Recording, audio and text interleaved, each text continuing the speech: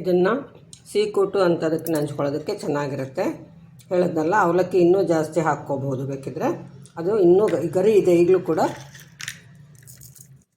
ನೋಡಿ ಗೊತ್ತಾಗ್ತಿದೆ ಅಲ್ಲ, ಇನ್ನೂ ಜಾಸ್ತಿ ಅವಲಕ್ಕಿ ಹಾಕ್ಕೊಂಡ್ರೆ ಇನ್ನೂ ಸ್ವಲ್ಪ ಗರಿ ಬರುತ್ತೆ. ಮತ್ತು ಕಹಿ ಒಂಚೂರು ಒಗಚಿರುತ್ತಲ್ಲ ಇದು, ಅದು ಕೂಡ ಕಮ್ಮಿ ಆಗುತ್ತೆ. ಆದರೆ ಒಗಚು ಕೂಡ ನಮ್ಮ ಮೈಗೆ ಸೇರಬೇಕು.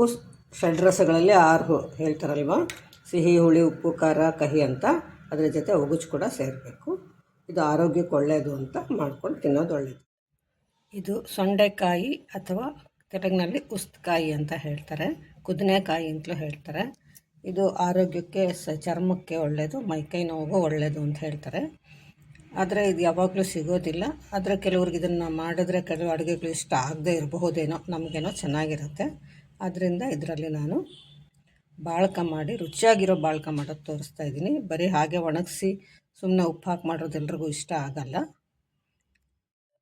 ಇದನ್ನೆಲ್ಲ ಬಿಡಿಸಿ ತೊಳೆದು ಆರಾಕಿ ಇಟ್ಕೊಂಡಿದ್ದೀನಿ. ಇದನ್ನು ಇವಾಗ ಕುದಿಸೋಣ. ಈಗ ನೀರು ಕುದೀತಾ ಇದೆ. ಇದಕ್ಕೆ ಎಲ್ಲ ಕಾಯಿಗಳನ್ನ ಹಾಕಿದ್ದೀನಿ. ಒಂದು ಸ್ವಲ್ಪ ಹೊತ್ತು ಇದನ್ನು ಕುದಿಸೋಣ. ಇಡ್ಲಿ ಅಕ್ಕಿ ಇರುತ್ತಲ್ಲ, ಕುಸುಬ್ಲಕ್ಕಿ, ಅದನ್ನು ಮಿಕ್ಸಿಗೆ ಹಾಕಿ ಪುಡಿ ಮಾಡ್ಕೊಂಡಿದ್ದೀನಿ. ತುಂಬ ನುಣ್ಣಗೇನಾಗಿಲ್ಲ, ತೊಂದರೆ ಇಲ್ಲ. ಈಗ ಒಂದು 5 ನಿಮಿಷ ಚೆನ್ನಾಗಿ ಜೋರಾಗಿ ಉರಿನಲ್ಲಿ ಕುದಿಸಿದ್ದೀನಿ. ಈಗ ಒಂದು 3-4 ಮೆಣಸಿನ್ಕಾಯಿ ಅದಕ್ಕೆ ಹಾಕಿ ಇನ್ನೊಂದು 2 ನಿಮಿಷ ಕುದಿಸೋಣ. ಇವಾಗ ಒಲೆ ಆರಿಸಿ ಇದನ್ನು ಸೋಸ್ಕೊಳ್ಳೋಣ.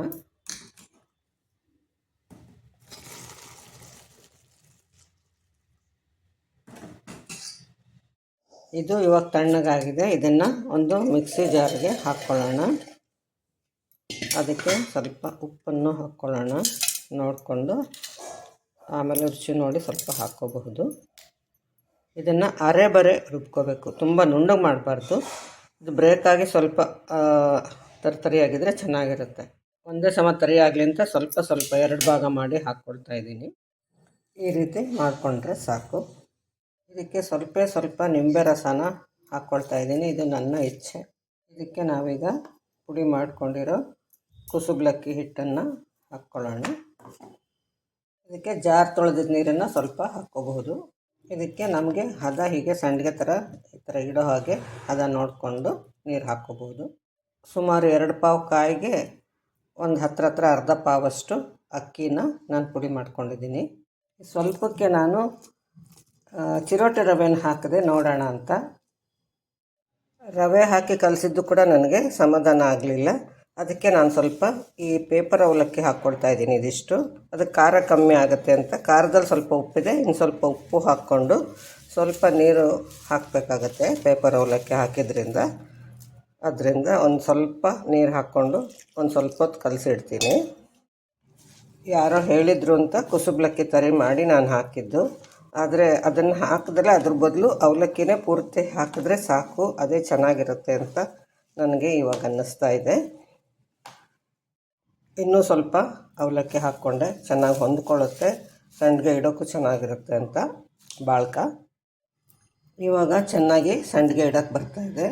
ನನಗೆ ತೃಪ್ತಿ ಆಗಿದೆ, ಸರಿ ಬರುತ್ತೆ ಅಂತ. ಈ ಥರ ಚಪಾತಿ ಥರನೂ ಇಡಬಹುದು, ಈ ಥರ ಕೂಡ ನಾವು ಇಟ್ಕೋಬಹುದು. ಅವಲಕ್ಕಿ ಏನು ಅಳತೆ ಇಲ್ಲ, ಧಾರಾಳವಾಗಿ ಹಾಕಿದ್ರೂ ಏನೂ ತೊಂದರೆ ಆಗಲ್ಲ, ಇನ್ನೂ ಚೆನ್ನಾಗಿ ಗರಿ ಬರುತ್ತೆ ಅಷ್ಟೇ.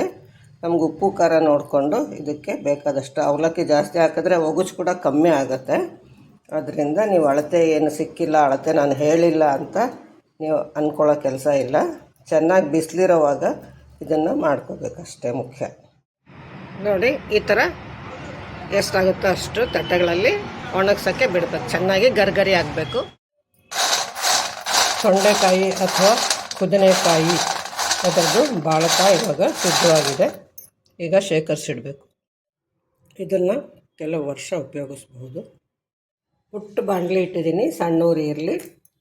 ಎಣ್ಣೆ ಕಾದ್ಮೇಲೆ ಇದನ್ನು ಹಾಕಿ ತೆಗೆಯೋಣ. ಒಂದು 2 ಹಾಕ್ಬೋದು, ಹೆಚ್ಚಂದರೆ 4 ಹಾಕ್ಬೋದು ಇದರಲ್ಲಿ. ಇದು ತುಂಬ ಸಂಡಿಗೆ ಥರ ದಪ್ಪ ಆಗೋದಿಲ್ಲ, ಆದರೆ ಗರಿ ಆಗುತ್ತೆ. ಈಗ ಕಾವಿರುತ್ತೆ ಅಂದ್ಬಿಟ್ಟು ಒಲೆ ಆರಿಸಿದೆ ನಾನು. ಸಣ್ಣ ಬಾಣಲೆ ಅದರಿಂದ ಉರಿ ಜಾಸ್ತಿ ಆಗುತ್ತೆ. ಈಗ ಇದನ್ನು ತೆಗೆದು ಒಂದು ಡಬ್ಬಿಗೆ ಹಾಕ್ಕೊಳ್ಳೋಣ.